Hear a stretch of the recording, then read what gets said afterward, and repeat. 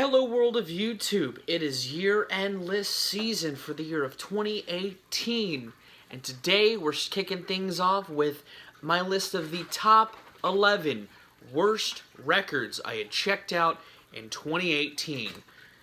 Now, as you guys may have seen, if you checked out my listening log page throughout the year, I didn't listen to a tremendous amount of shit. I actually listened to a lot of average records this year, but boy, were there still some stinkers I checked out.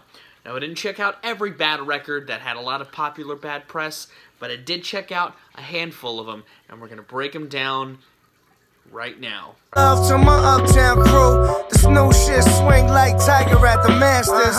Man. All Action Bronson's latest outing did was tell us that he was a busy motherfucker. Too busy to put together a cohesive record, that is. While the album cover is a great testament to Action Bronson's work as an artist, and the instrumental work here is pretty damn good, Action Bronson himself doesn't bring a whole lot of substance here, and that's ultimately what weighs this project down. This could have been a better project had Action put more work into it, but he's just too busy doing a bunch of other shit, and that is shown in spades across this entire project.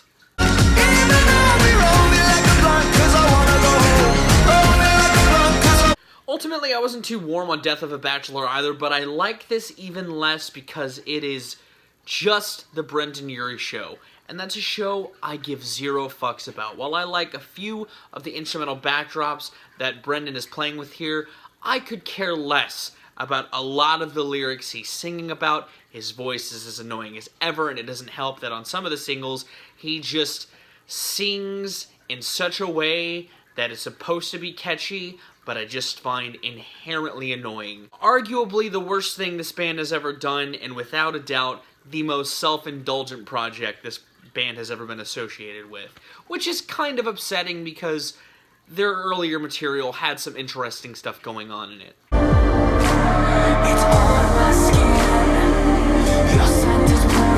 The band, known for trend hopping across genres, trend hops just too far. Bullet for My Valentine's latest sees them dipping into the atmospheric tones that coated a lot of bands this year, and they brought nothing to the table within it.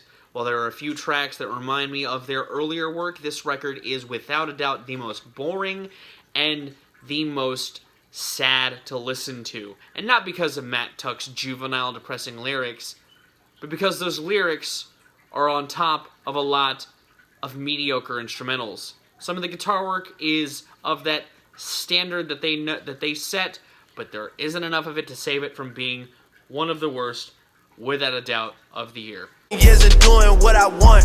My dad still got child support from 1991. Now, I did a proper redaction on this record, and I feel like I made it a better listening experience by taking out a lot of the tracks that didn't work, but the initial project has those tracks that just don't mesh with a lot of the ideas Drake was trying to push forward on this release. There's a lot of half-assed song ideas, there's a lot of half-baked songs in the mix, and ultimately this thing comes together in a really muggy mess. And it doesn't help that the split concept doesn't benefit Drake in any facet whatsoever. In fact, it makes it more of a chore to listen to because you have to listen to him whine and sing on these really slow jams and then try to pick up the pace with some rap songs that don't all come together all that well.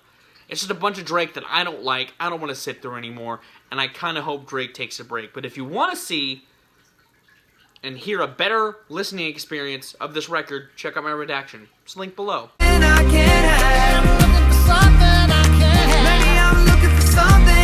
know, I kind of forgot this record came out because there was a lot of music that came out this year that caught my attention, and it's kind of upsetting because I'm a moderate Justin Timberlake fan. I'm a big fan of his Golden Age material, and I think the 2020 experience was a great comeback for him. However, this thing doesn't do anything for me. It's got a genre that I'm not too keen on done in a way that is ear-gratingly horrible, mixed with these really badly put together pop-centric tunes. It's like putting a blender and a bunch of marshmallow fluff in there. You're probably gonna break your blender. Justin Timberlake broke his blender here. There's a couple ideas that I feel like could have come together better on a better record, and I think he tried to be a little earnest on some of these songs, but it wasn't enough of a holistic experience for me. I don't know the loneliness you know. I don't hear the frost. Mumford & Sons decided to throw out their acoustic roots even farther into the pit of despair and reel in even more catchy pop sounds, a bigger Kings of Leon influence, and a dash of Maroon 5. And you never add a dash of Maroon 5 to your music. It just ruins things. While there is one shining gem amongst this crown of shit, this crown of shit smells bad. And I don't really feel like wasting my time on it anymore.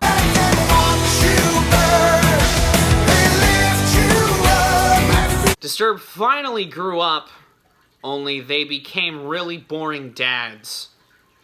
And they forgot how to write heavier songs. And everybody kind of sounds their worst on this project. While I didn't hate some of the atmospheres, the band just didn't use those pseudo-interesting atmospheres to anything worthwhile.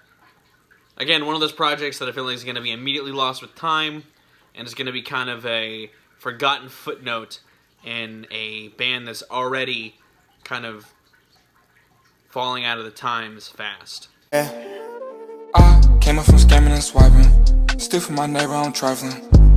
Lil Yachty said that he had nothing to prove, and yet he still wasted everybody's time with a shit ton of really bad records. Another record that split stylistically. Instead of being R&B and rap, it's angsty and happy.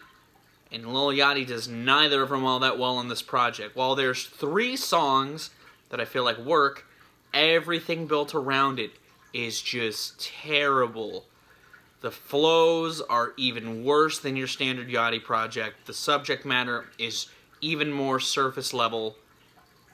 And this is the type of shit that rots your brain, kids. Only for you, but only for you. My head is stripped. The worst of the big band trying the trends, Fall Out Boy's Mania is a fever dream of obnoxiousness, from annoying sample work to half-assed song ideas and lyrics. This is definitely the worst of the worst for these guys. And it's weird because they dropped another EP this year that was pretty solid, but man, this thing just fucking sucked. It sucked hard. I said that there was one redeeming quality on this record, and I still stand by that. The one track that I enjoyed, I still think it's decent, but it still does not make up for any of the terrible things they do on this record. And I still feel bad for the other 2 members of the band that aren't Patrick or Pete, because they feel like they aren't really in this band anymore.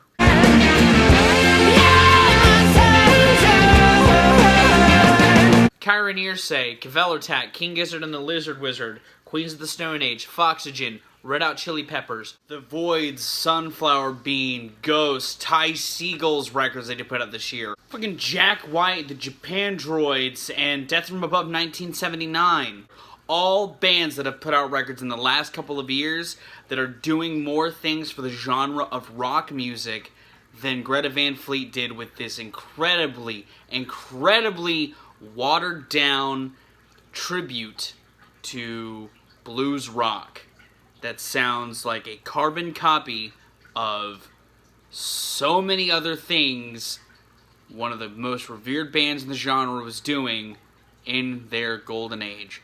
I'm sure they can make better, but this debut did absolutely nothing for me.